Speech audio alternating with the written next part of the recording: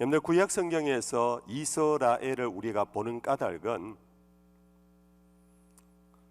많은 고대 국가가 있었음에도 불구하고 우리가 믿는 바는 하나님이 이스라엘이란 특정한 민족과 특정한 역사 속에 하나님은 섭리하셨다. 그들을 직접 통치하시고 그들을 인도하신 하나님의 뜻이 있었다. 그런 믿음 속에서 우리는 성경을 보게 되고 그 성경 안에서 이스라엘을 모델링해 보는 것입니다. 우리가 출애굽기 제19장에 보면은 하나님께서 이스라엘을 먼저 부르시고 법을 제정하는 이유와 목적 절차를 밟는 장면이 나옵니다. 그것이 바로 시내산에서 하나님께서 모세를 부르시고는 모세에게 이런 말을 합니다.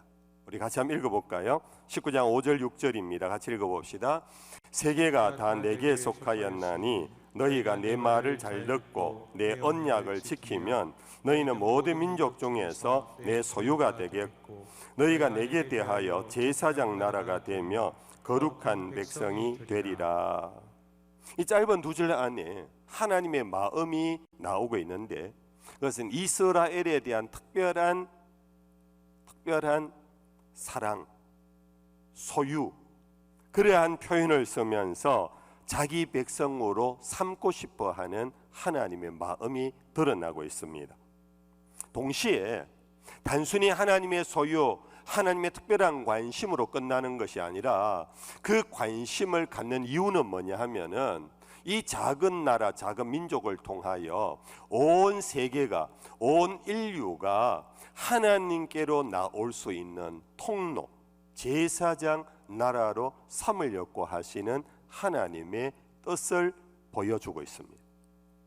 여기 제사장 나라라는 것은 그냥 제사 드리는 민족이라는 뜻이 아니고 온 세계의 제사장 나라라는 것은 여러분들 아시지요? 제사장 죄인이 하나님께로 나아가는 통로고 그것을 주관하는 것이 제사장입니다. 그러면 이미 이 말씀 안에서 하나님은 온 인류가 죄 아래에 놓여 있다, 인간의 보편적 품성이 죄성이 있다라는 것을 밝혀주면서 이 죄성 속에 사로잡혀 있는 인류가 하나님께로 나올 수 있는 축복의 통로, 구원의 통로로 이스라엘을 사용하기를 원하신다. 그것이 나타나고 있어요. 그러면서 하시는 말씀이 하나, 필요 조건을 하나 제시를 했어요. 나는 너희를 소유된 나의 특별한 백성으로 삼아 제사장 나라로 세우기를 원하는데 한 가지 필요한 것이 있다. 그것은 너희가 내 말을 듣고 내 언약을 지켜야 한다. 여기에서 이제 법치라는 게 나옵니다. 너희가 먼저 법에 따라 살면, 너희가 법을 따라 통치하면, 한 인간이 통치하는 것이 아니라, 한 그룹이 통치하는 것이 아니라, 철학이 통치하는 것이 아니라 법이 이 민족을 통치하면 그 법에 의해서 이 나라가 가장 우수한 나라가 될 것이고, 그로 인하여 이 민족이, 세계 인류가 나에게로 나올 수 있는 통로가 될 것이다. 여러분들, 법이라는 것은 사실 오늘 우리가 법원 가까이 갈 필요가 없는, 경찰서의 문턱을 넘지 않아도 되는 삶을 우리는 살고 싶어 합니다. 이 얘기는 뭐냐면 법이 그만큼 부정적인 의식을 갖고 있습니다. 법 걸으면 무섭고 법 걸으면 사람을 잡아 가두는. 그러나 사실 여러분들, 우리가 이미 여러분들 아는 분들 아는 거지만은 이 법이라는 것은 바로 여러분들 사회 질서를 잡아주는 기능을 하고 있습니다. 법을 통하여 상호 보호를 하는, 평화의 길을 모색해 하는 힘이 법에 있습니다. 쉬운 예로 여러분들, 우리가 길거리 가면 침을 뱉지 마라, 신호등, 신호 규칙을 지켜라, 이것은 바로 우리를 보호하는 법입니다. 이로 인하여 인간의 삶의 질이 점차 법 때문에 높아갑니다. 사회가 안정되어 갑니다. 이것이 인류의 발전에 지대한 영향을 미친 것이 법의 역사입니다. 이후 가장 주목받은 최고의 법이라 할 수 있는 것이 로마법 아니겠습니까? 오늘날 또 법학을 하시는 분들은 로마법이 모든 근현대법의 기초라 하고 연구를 한다고 그럽니다. 여러분들 아시는 대로 로마는 대제국을 이루었습니다. 지금 이탈리아에서 발흥해서 위에 북부에 프랑스, 그리고 독일 이쪽으로 와서 터키, 그리고 남쪽에 에집트, 북아프리카, 그 지중해 연안에 유럽과 중건동을 하나의 제국 아래 통치했던 천년의 역사를 가진 것이 로마입니다. 근데 여러분들, 이 로마가 영토가 넓어져 가고 지경이 넓어져 가고 제국이 커져 갈수록 필요했던 것이 뭐냐 하면은 법이었습니다. 군사의 칼로 통치가 감당이 안 됩니다. 법을 제정함으로 서로 민족이 다릅니다. 언어가 다릅니다. 배경이 다릅니다. 기후가 다릅니다. 그런 속에 동일한 칼로서는 안 되니까 각 지역, 각 민족, 각 나라의 법에 여러분들 제정을 통하여서 법으로 통치하는 법치 제국이 바로 로마였다고 그럽니다. 여러분들, 제가 괜히 함무라비 얘기나 로마법 얘기를 끄집어낸 것은 이와 같이 고대의 탁월한 법의 기능, 그것과 모세의 법의 차이는 뭘까?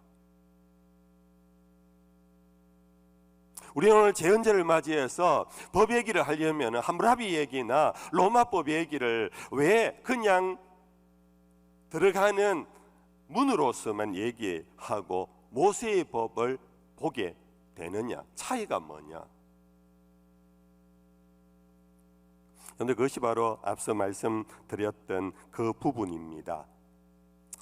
세상의 모든 법은 인간관계의 수평적 관계 속에 질서와 안녕, 번영을 도모하는 기능을 하는 것이 법입니다.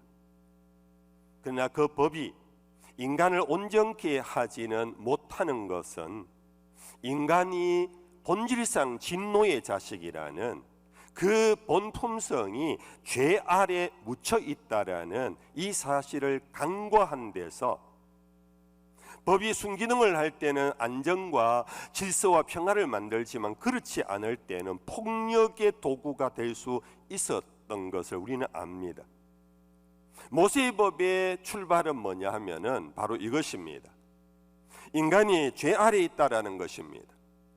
그 죄의 품성을 하나님은 아시고 그들을 하나님께로 이끌어가는 구원의 길로 이끌어가는 민족을 먼저 택하시고 그 민족 이스라엘을 택하여서 그들을 먼저 하나님의 법으로 나라가 나라 되게끔 하는 모범 국가로서 세우면서 이스라엘을 축복의 통로, 바로 제사장 나라로 세우는 것이 다른 법과 근본적으로 차이가 있다 하는 것입니다. 그러면 도대체 모세의 법, 그것은 바로 십계명 아니겠습니까? 십계명이 그 특징이 뭔가? 제가 마지막에 십계명을 한 번 더 강론을 하고 마칠까 그런 고민도 하는 중에 있지만 어쩔지 모르겠습니다만은 이 시간에 십계명을 낱낱이 강론하려고 하지는 않습니다.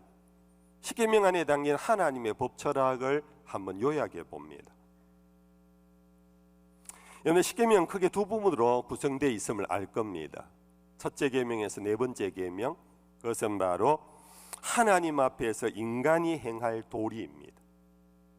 다섯째 계명에서부터 열 번째 계명까지는 인간이 인간과의 관계에서 지켜야 할 도리들입니다. 그런데 이 십계명의 구성 속에서 왜 인간이 살아가는 이 세상의 법 앞에 하나님 앞에서 살아갈 도리를 먼저 설정해 놓고 있느냐? 이것이 바로 다른 특징이라는 것. 인간과 인간 사이에 살아갈 도리, 그것에 전제되는 것은 뭐냐? 우리들 앞에 하나님이 계신다. 거꾸로 말하면 우리는 하나님 앞에서 살아간다라는 의식이 우리들의 삶을 풍성하게 하고 안전하게 하고 행복하게 할 수 있다. 이 십계명의 특징이에요. 이해가 되시면 아멘. 여러분들 그냥 이것은 성경에 나오니까 하나님을 강조했구나 뭐 이렇게만 봐서는 안 됩니다. 나 외에 다른 신을 내게 두지 말며 어떤 것으로 만들어 우상으로 세워 절하지 말며 내 이름을 망령되이 일컫지 말라. 안식일을 기억하여 거룩히 지켜라. 이것은 하나님 앞에서 살아가는 인생, 그것을 의식할 때 우리는 구원의 기회가 있는 것. 그때 우리는 인간 이상의 삶을 살아가는 그러한 힘이 우리에게 생겨날 수 있다라는 것입니다. 여러분들 십계명의 내용을 조금 더 구체적으로 보면 첫째 계명의 셋째 계명은 나 외에 하나님을 두지 말라, 어떤 우상도 섬기지 말라, 내 이름을 망령되이 일컫지 말라는 것은 하나님의 절대 성을 강조합니다. 이것은 곧 창조주임을 강조합니다. 그것은 결국은 우리는 피조물이라는 것을 이 법 안에서 선포하고 있습니다. 그럼 하나님의 법의 첫 원리는 뭐냐면 창조의 원리입니다. 나는 창조주고 너희는 피조물이다. 피조물이 조물주의 경계를 범하지 말고 너희는 조물주의恩宠 아래 살아간다라는 그것을 선포하고 있습니다. 네 번째 계명, 안식일을 기억하라. 이것은 단순한 종교 제사법이 아닙니다. 여러분들 아시는 대로 안식일의 쉼은 너와 너의 모든 가족과 너희 문 안에 유하는 객들도 쉬도록 해라. 너희 집에서 일하는 종들도 쉬게 해라. 이 안식일법은 공동체법이에요. 이 단순히 예배당에 와서 예배드려라, 제사드려라, 안식일 어기면 안 된다, 우리는 주일 성수해야 된다, 주일 예배 빠지면 벌 받는다, 그 정도의 법이 아니에요. 이 안식일법은 더불어 함께 쉼을 통하여서 공동체 의식을 갖게 하고 우리는 주변을 돌아보면서 함께 행복을 추구해 가야 한다라는 것이 이 십계명의 두 번째 원리예요. 세 번째는 다섯의 계명입니다. 내 부모를 공경하여 하는 이 법을 통하여서 하나님은 가정을 통하여 이 세계에 생육하고 번성하게 하는 뿐 아니라 그 가정을 기초로 해서 사회의 질서, 상하가 아니라 부모를 공경한다라는 이 행위를 통하여서 사회 속에 질서와 평화를 구성하는 길을 선포한 제 세 번째 원리. 그리고는 6계명부터 10계명까지 여러분들 이것은 사회 안에서 이웃과 더불어 함께 이웃을 보호하고 이웃에게 거짓을 행하지 아니하는, 해를 끼치지 아니하는 평화와 공정을 이루도록 하는 원리, 네 번째 원리예요. 근데 이것이 바로 하나님이 모세를 통하여 이스라엘과 맺은 법의 정신입니다.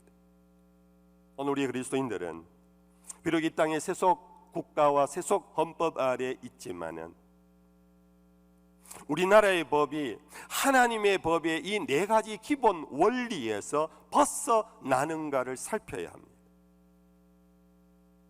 이것이 우리는 국민의 권리이면서 동시에 교회의 권리이고, 교회가 이 사회 정치 정부와의 대결 관계가 아니라 이 사회를 지키고 이 사회가 하나님의 나라로, 하나님에게로 나아갈 수 있는 제사장 역할을 교회는 계속 해야 한다라는 그런 의미에서 우리는 우리나라의 법에 대하여 관심을 기울이고 살펴보아야 합니다.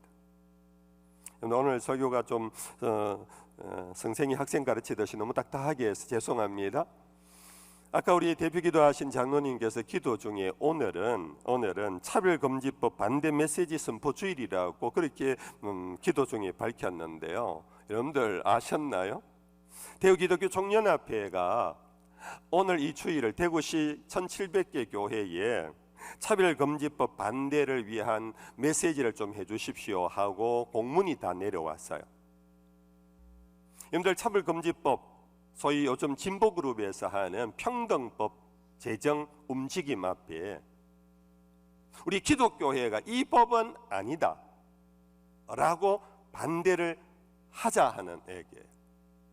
교회가 정치에 참여하려고 하는 게 아닙니다. 또 교회가 저 권력에 어떤 대항하려고 하는 것이 아닙니다. 법이 악법이 되면 국민이 재앙을 만나기 때문에, 역사가 망할 수 있기 때문에 교회는 하나님의 법의 원리 앞에서 이것은 옳지 않다 하는 것을 선포해야 한다라는 것입니다.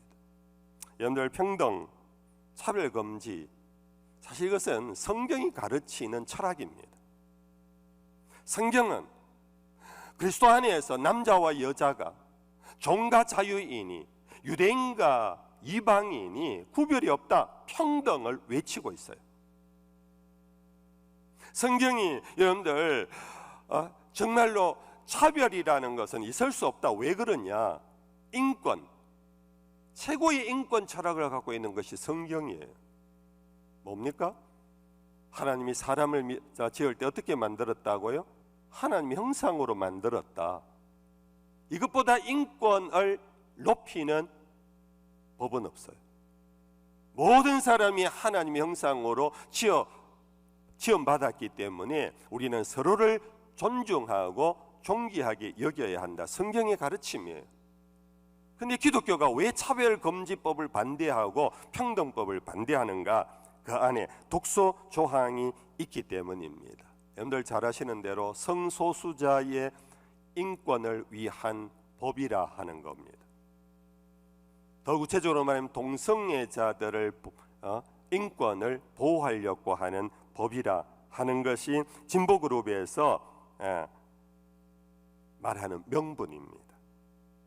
여러분들, 우리는 성소수자, 동성애자, 우리 교회는 그들을 보호하고 어떻게든 그들의 삶에 정상적인 삶으로 회복되어지도록 기도하고 우리는 그들을 위하여 할 수 있는 길을 모색해야 합니다. 그러나 그 젠더의 또 다른 젠더를 통하여서 여러분들, 남과 여가 아닌 또 다른 젠더, 성을 인정하게 되면은 십계명의 제1원리, 창조 원리에 어긋나게 돼요. 하나님은 남자와 여자를 만드셨다고 성경이 말하지 중성을 만들거나 남자가 남자를, 여자가 여자를, 그래서 가정을 만들도록 한 것은 성경에 없어요. 여러분들, 비유컨대 코로나에 누군가가 확진이 됐습니다. 그러면 바로 질병관리본부에서 앰뷸런스를 보냅니다. 그를 즉시 격리시킵니다. 격리시키는 이유는 뭡니까? 그를 차별하기 위한 겁니까? 그를 건강한 사람으로부터 구분하여 그를 치료하기 위하여 격리하는 것입니다. 오늘 차별과 구별을 이것이 혼동되면서 기독교회가 차별주의 집단처럼 그렇게 생각하는데 그것이 아닙니다. 오늘 누가 확진자가 대거이론으로 그렇게 호송되었다고 해서 차별주의자라고 경찰관에게 달려듭니까? 여러분들, 오늘 우리는 인권에만 꽂혀서 하나님의 창조 질서를 무너뜨리는 이 악법은 교회는 아니요. 그것은 우리가 그들을 위로하고 사랑하고 보호하려고 애는 서지만 그거로 인하여 그것은 새로운 가정을 만들 수 있다고, 결혼을 할 수 있다고 그렇게 하는 데는 아니요 라고 해야 한다. 이제 말씀을 맺겠습니다. 성도 여러분들 중에도 이러한 부분에 있어서 또 다른 생각을 하시는 분도 없지 않아 있으리라 알아요.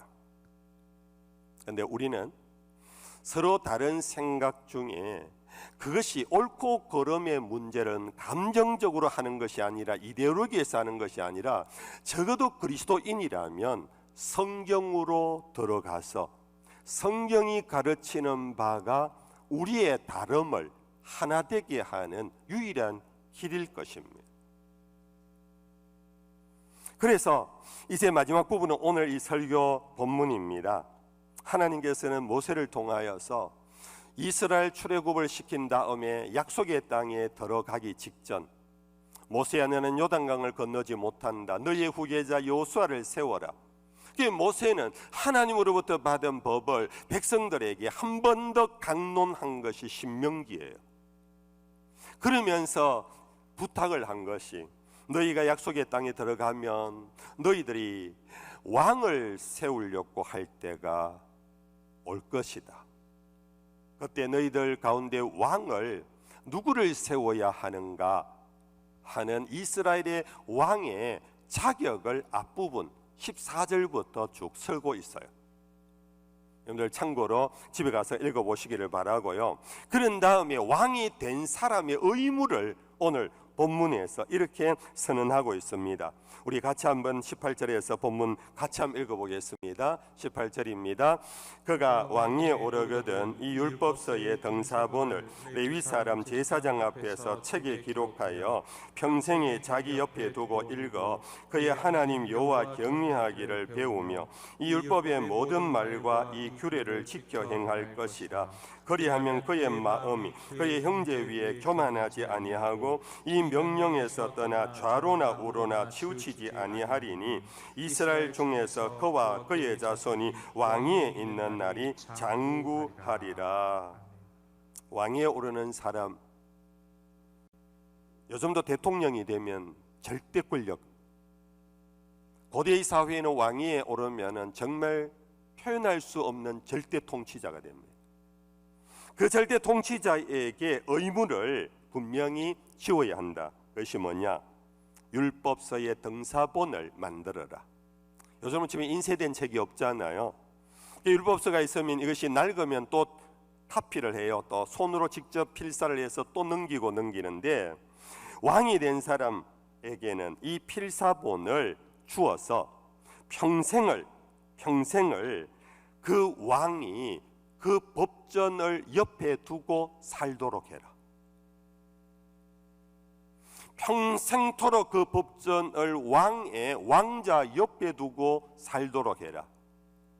뿐 아니라 평생토록 그 법전을 읽도록 해라.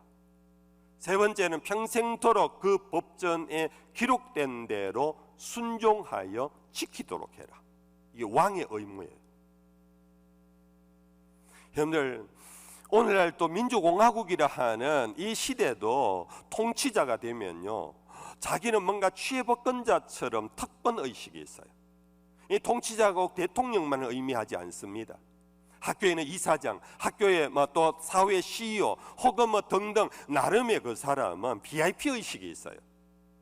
나는 괜찮아, 나는 연례의식을 가져요. 그렇지 여러분들, 그런 경험들 들어있잖아요. 근데 모세는 엄히 명했습니다. 너희 중에 왕이 되거든 그는 평생을 옆에 법을 두고 살아라. 평생을 법을 읽고 살아라. 평생을 그 법을 지키도록 하며 살아라. 왕이 먼저 법을 지켜라. 왕이 먼저 법에 따라 살아라. 그래야 너는, 왕은 법대로 통치하게 된다. 이 나라는 내 나라지 왕의 나라가 아니다. 이유는 이 나라에 법을 준 것이 국민도 아니고 왕도 아니고 나 여호와니라. 여호와가 너희에게 법을 주었으니 왕도 그 법 아래 있다. 이 법을 지키면서 너희는 백성들을 법에 따라 치리할 것이고, 그렇게 될 때에 이 나라는 제사장 나라가 되고 거룩한 백성이 될 수 있다. 뿐 아니라 통치자 왕이여, 그대가 그렇게 하면 내가 너의 왕권을 너와 너희 자손 후손에게 장구하게 되도록 지켜줄 것이다. 성도 여러분들, 오늘 우리에게는 법이 바로 성경입니다. 여러분들, 이것은 오늘 우리에게 주시는 말씀으로 받기를 바랍니다. 이거 대통령, 누구 그러지 마십시다. 하나님이 주신 법을 평생을 옆에 두고 사십시다. 평생을 하나님의 법을 읽으며 사십시다. 평생을 이 하나님의 법에 따라 순종하며 지키며 사십시다. 그럴 때 하나님은 우리를 소유한 하나님의 마음의 기쁨을 가지시고 우리의 모든 길을 푸른 조장 실만한 물가로 인도하시는 우리의 목자가 되어 주실 것입니다. 그것이 우리의 생명의 길이고 그것이 제사장의 길이고 이 세상을 살릴 수 있는 생명의 길이라는 것. 아멘.